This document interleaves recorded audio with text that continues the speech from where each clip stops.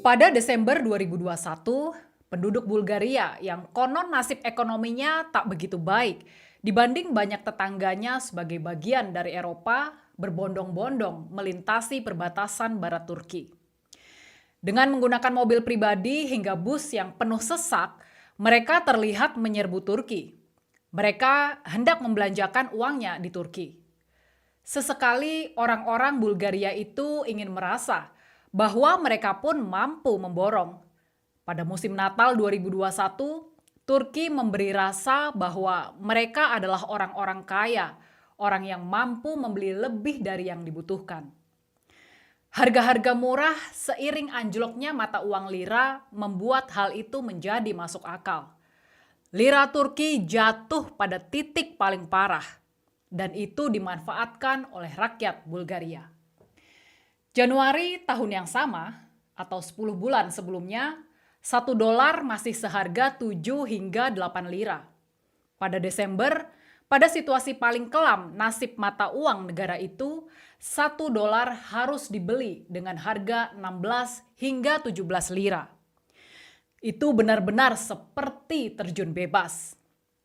Itu seperti kemarin, 1 kilogram bawang putih seharga $1. Dan hari ini dengan uang yang sama bisa dapat 2,5 kilogram. Luar biasa sangat murah. Ketemu lagi di Opinita, Opini Leonita bersama saya, Rini Budoyo.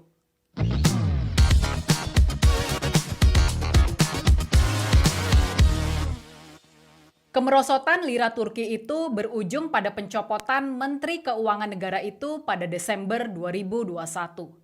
Erdogan menerima pengunduran diri Menteri Keuangan Turki Lutfi Elvan dan menunjuk Nureddin Nebati sebagai penggantinya.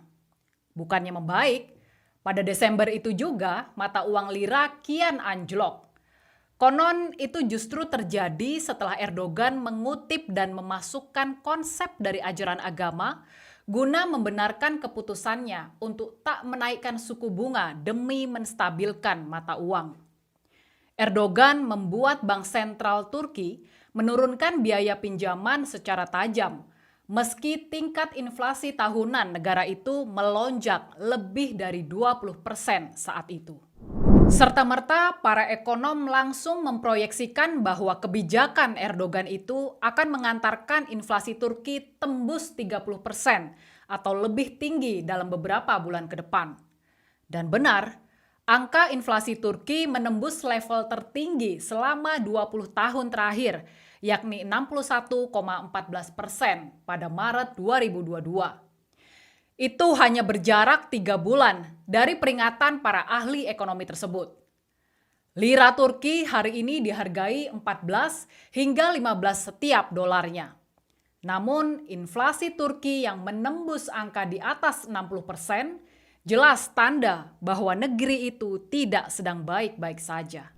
Seperti jatuh dan lalu tertimpa tangga, invasi Rusia menambah beban itu. Inflasi di negara itu melompat kian tinggi akibat dari naiknya harga energi dan harga komoditas sebagai imbas perang Rusia-Ukraina sejak 24 Februari yang lalu. Turki memang sedang tak sehat. Ya, jauh sebelum inflasi menembus 61%, ekonomi negara pimpinan Recep Tayyip Erdogan itu pun sebenarnya memang sudah terguncang. Bahkan sejak beberapa tahun lalu. Sejak 1 tahun yang lalu pun inflasi Turki sudah meroket di atas 16% akibat kebijakan moneternya yang aneh hingga bukti gonta-ganti gubernur bank sentralnya. Konon setelah Naci Akbal lengser dari kursi gubernur bank sentral, secara tiba-tiba mata uang lira rontok secara berjamaah. Rakyat Turki ramai-ramai menjual lira miliknya. Akbal dicopot hanya berjarak 4 bulan saat dia menjabat sebagai gubernur bank sentral. 4 gubernur bank sentral diberitakan juga telah diganti sebelum Akbal dipecat. Inflasi itu telah membuat warga Turki jadi lebih miskin. Harga-harga makanan naik, bahkan hingga lebih dari 70%. Sementara ongkos transportasi pun harus ikut meroket hingga lebih dari 90%. Bayangkan bila Turki adalah Indonesia dan Erdogan adalah Jokowi. Selesai sudah negeri ini.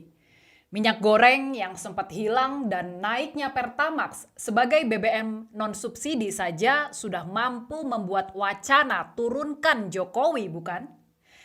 Bila di Indonesia kedelai naik, maka rakyat marah. Di Turki harga tomat yang melonjak membuat mereka ngamuk.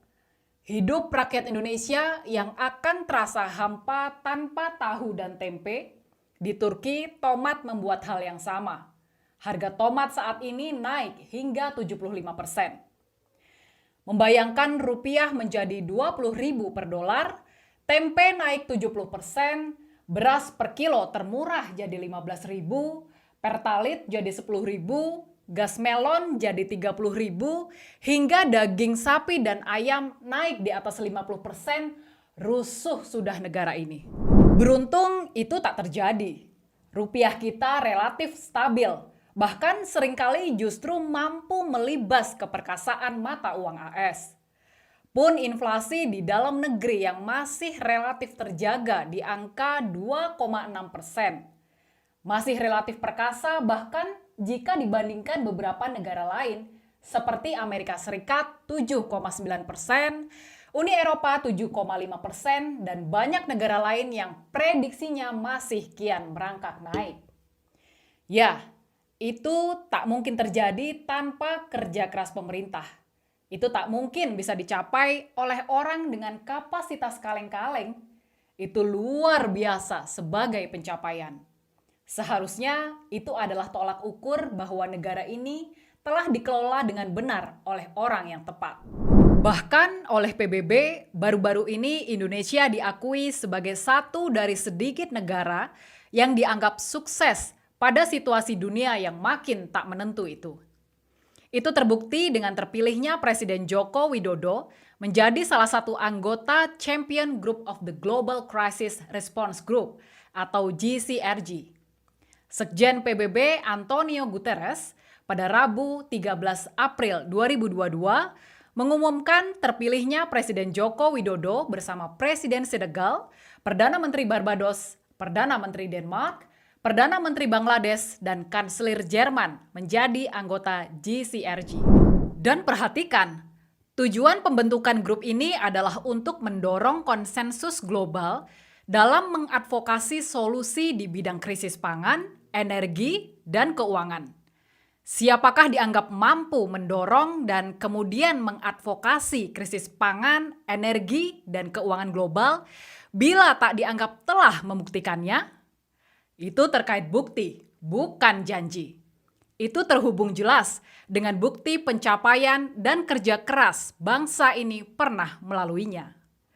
Selama 12 bulan ke depan, Indonesia adalah satu dari 6 grup champion tersebut. Serius, masih pengen lengserin Jokowi? Sekretaris Jenderal Persatuan Bangsa-Bangsa atau PBB, Antonio Guterres mempercaya Presiden Joko Widodo sebagai anggota Champion Group of the Global Crisis Response Group atau GCRG. Hal itu disampaikannya pada Rabu 13 April 2022. Selain Jokowi, 5 pemimpin dunia lainnya juga dipercaya Guterres sebagai anggota GCRG, yaitu Presiden Senegal, Kanselir Jerman, Perdana Menteri Barbados, Perdana Menteri Denmark, dan Perdana Menteri Bangladesh, di mana Champion Group tersebut dipimpin langsung oleh Sekjen PBB. Lalu, apa itu GCRG?